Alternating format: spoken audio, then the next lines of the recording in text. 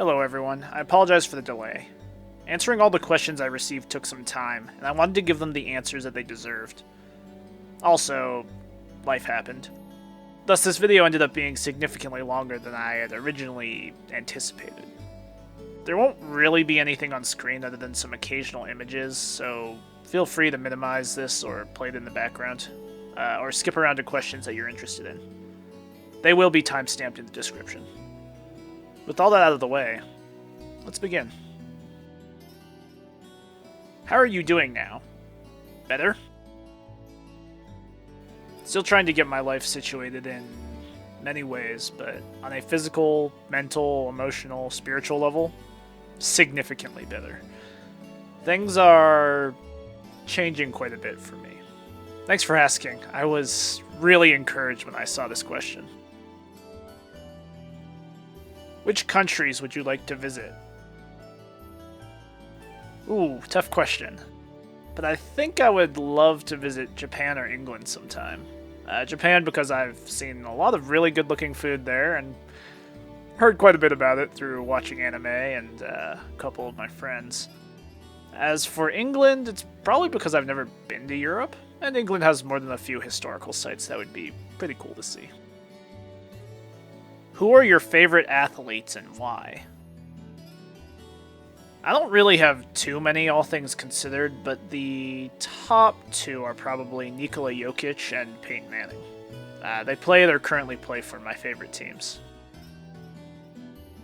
What inspired you to start making YouTube videos? Well, really it all started with two YouTubers in particular, but actually probably really began when I first started watching Haikyuu in December of 2019. It was shortly after that I watched Season 3 of Haikyuu, and I watched Hiding in Public's video titled Haikyuu's Greatest Redemption Story, and how Tsukishima transformed himself, redeeming himself not only to viewers, but himself too. The second video I watched was called The Curse of the Ordinary by Alexander, and that video, figuratively speaking, punched me in the throat. I've always thought of myself as somewhat ordinary, so to speak, or in the terms of putting myself down when comparing myself to others. I more often than not have also pondered the pointlessness of my own hobbies in the interests of others. I saw so many parts of myself in both characters, but I didn't really know how to articulate it. All I knew was that there was something about them that resonated with me. And in watching those two video essays, they really were the major catalysts that inspired me to make YouTube videos. What has been your most memorable moment since making your videos? I would say the most memorable moment was when I first hit 100 subs. And sure, in the grand scheme of YouTube and the internet, that's a tiny amount. But what that told me was that there were people out there who were interested enough in hearing what I had to say about these things that I felt and, still feel are meaningful. Some other memorable moments were watching the views on my Inoshita video skyrocket and hitting 1,000 subs. I noticed that the banner of your channel was so unique. Did you draw that yourself, or did you commission an artist? Either way, it's so colorful. I wish I could draw. It's actually drawn by my friend, who is a talented artist. You can find her art on Reddit or Instagram with the username VIPMulti. Let her know how awesome she is. Will you be making video essays on things other than anime or visual novels? I would like to. Some of my videos on random thought topics talk about things other than anime or visual novels, like my life updates, my most recent video on Wonder, and my Stardew Valley video. Usually the clips and footage I use are anime or video games, since that's what I tend to consume. Really, I just end up making videos on whatever is on my mind at the time. I'm always interested in finding more meaningful topics, so if you have suggestions, I'd love to hear them. How did you get the confidence to start posting your videos? I kind of want to, but I'm too insecure about my voice. Funny you should mention this very question. To be quite honest, I've never really liked the sound of my own voice. And when I was growing up, I would always cringe when hearing my own voice in my dad's home videos. I'd tell myself, if that's what I sound like, then I should keep my mouth shut. I recently remember listening to an impromptu recording of my first video, The Burden of the Extraordinary, and physically cringing when I heard myself. It was so clear I was nervous, and it was painfully robotic. The first tip I have is to actually take steps forward to work on a video or a project or whatever, and that can be challenging in its own right. I think the second tip I would have is gathering the courage to take that leap of faith, and to be okay with whatever the result is, whether or not it blows up or gets, 10 views. I put my Burn of the Extraordinary video on social media, and very few people probably clicked on it and watched the entire thing. At the time, I felt pretty crushed. And I think my third tip that kind of built up my confidence, so to speak, was, evaluating myself and my reasons for why I was making these videos at all. I remember listening to a streamer once who was talking about the very concept of wanting to get into streaming or YouTube. And his advice was simply to stream or make a video every single day, regardless of the content. And just do it for 30 days straight, because regardless of how those videos traffic or how many views you get, you'll be doing a lot of learning and a lot of growing. And at the end, you can evaluate whether or not you want to keep going. What is the process of writing your script? I mean, how do you come up with ideas? I do a lot of processing and filtering of my thoughts. I think it's important to note that I don't just gain my ideas out of the blue. They don't just pop into my head. A lot of the time, the ideas come in tandem with the events of my life or events in the lives of people close to me. More than a few come when I'm just simply having a deep conversation with someone, like my friend Kevin, who I've mentioned in several videos. And some ideas come when I'm reminiscing on my past experiences. As for script writing, I kind of follow a bit of a pattern, as I'm sure some of you have noticed. I always like starting with a prompt or a question that gives the viewer some insight into what I've been thinking about in regards to the topic. I also like giving some background and speaking to the topic directly before explaining two things. One, why does this topic matter? Is it in the way it's portrayed or written? And two, how did this impact me beyond it was a cool thing or it was something I didn't like? Virtually all of my scripts are written around these two guiding questions of why and how, before trying to conclude on some succinct note of what I hope myself and the viewer can grow from. How has anime changed your life? Well, for starters, it's helped me meet and connect with a variety of very interesting people. But as I've continued to grow older, I've seen a lot of themes, ideas, and lessons expressed in brilliant ways through the medium of anime, in thought-provoking ways that are just really meaningful. And these things are lessons for everyone and anyone, regardless of age. I'm not sure if it's just my outlook, but I struggle to find the same level of meaning in a large majority of other mediums of entertainment that I've dabbled in. To kind of summarize and maybe put a little bit more succinctly, I'm in a significantly more healthy place because I've been able to apply the lessons I've learned from anime on an intimately personal level.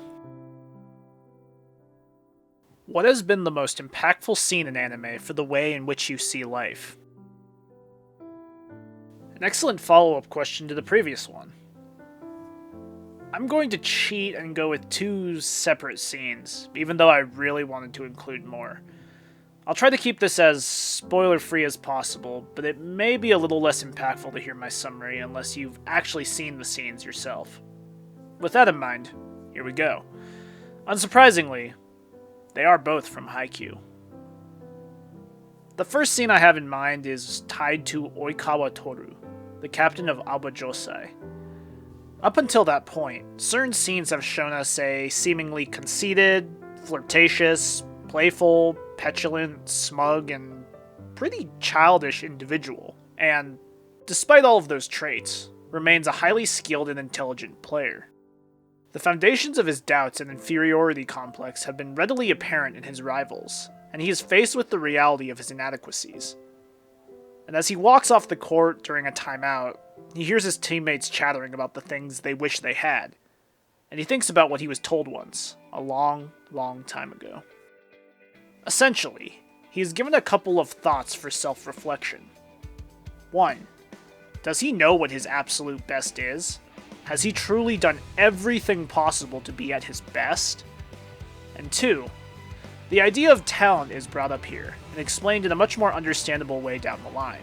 But essentially, he is told that if you still have room for improvement and growth, you shouldn't be complaining. And even if you aren't a genius, you still have to press on regardless. And 3, a point of self-belief. Okawa tells himself, the viewers, and his teammates, that if you don't believe that you have talent, and you believe that your talent will never come, it in all likelihood never will. I've been more than a little guilty in my life of having complained in the past that I don't have talent, and I'm not a genius in a lot of things. Since then, in watching Haikyuu and in a lot of my own personal experiences, I'm a firm believer that while not everyone has the gift, so to speak, if you work hard at something and keep growing in it, you will get better at it. You may not reach the peaks that others may, but you will improve. And alongside that is having this consistent self-confidence in yourself. Not to the point of arrogance or to the depths of self-deprecation, but knowing what you're capable of and being secure in that. I love the full quote. Have you found the limits of your abilities, even though your technique, body, and mentality aren't complete? People who are naturally better than you have been different from you since the day you were born. It's impossible to turn that around, no matter how hard you work, how well you strategize, or who your teammates are. You can complain about that once you've actually done everything you possibly can. Rather than despairing and giving up because you're not a genius, believe that your strength is not limited to this, and to continue on the path straight ahead of you.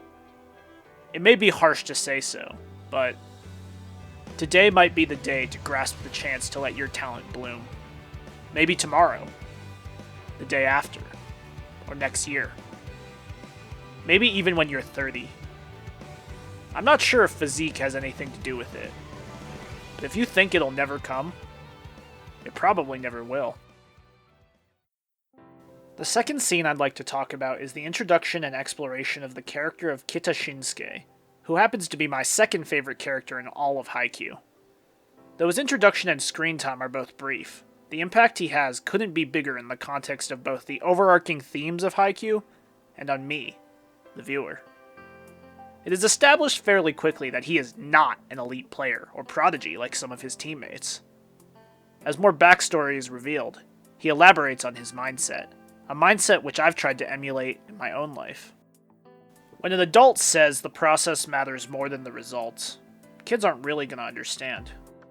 But I totally agree with the adults. I'm basically built from my daily routine, and results are nothing more than the byproduct. This quote makes me feel very bittersweet. I'm grateful that I happened onto it when I did, but I also wonder what kind of person I would be if I had adopted this mindset from an early age. Would I even have been able to rationalize it at an early age? Probably not, as Kita says. But in hearing this quote and trying to live it out, I've realized how many times I've relied on a mindset of the opposite in various events in my life. Papers, homework, scheduling, organization, to name a few. The end result is all that matters. I've come to realize that if I really want change in my life, it's going to take effort and time. And if I focus on the process over the result will come. Most likely at an unexpected time. The process isn't the alluring part, but it is essential, and really is what you will lean on when things are difficult. What made you start watching anime?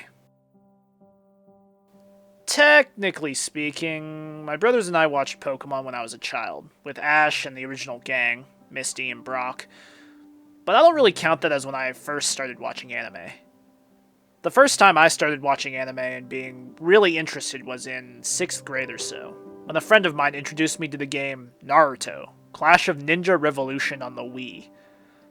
I started watching Naruto as my first official anime series, and, well, the rest speaks for itself. This one is more specific, but will you ever talk about when March comes in like a lion? I watched it once when I was in my early college days, but at that point I wasn't really looking at things with an analytical eye. It's highly likely that I will give it a rewatch in the near future, and if I find meaningful themes that resonate with me, I'll definitely make a video talking about my thoughts. I love your videos, especially your Haikyuu analysis videos. I think Haikyuu is a perfect show/manga, and I genuinely cannot think of anything I would change about it. Is there something you would change about Haikyuu? If so, what would it be? Thank you for your kind words. You know, Haikyuu is my favorite show of anything I've ever watched, which should come as no surprise given how effusive in my praise of it I am. I don't think I'd change anything with the show itself, but if I were to change one thing, it would probably have to do with the side characters. You know, Haikyu already does a stellar job of exploring different concepts in its side characters, but I think there's a certain part of me that would really like to see more screen time for side characters. It's also unfortunate that once matches end, most side characters don't get any more screen time, but that's kind of the nature of the show. I honestly think that a large portion of Haikyuu's cast could be main characters of their own shows. You know, I would love to see Daichi's evolution in depth from eager first year to steady captain, or a show entirely around Oikawa and his experiences. We certainly get tidbits of many different side characters' pass, but I think it would be super interesting to see a show built around those side characters. Which Haikyuu character do you relate to the most?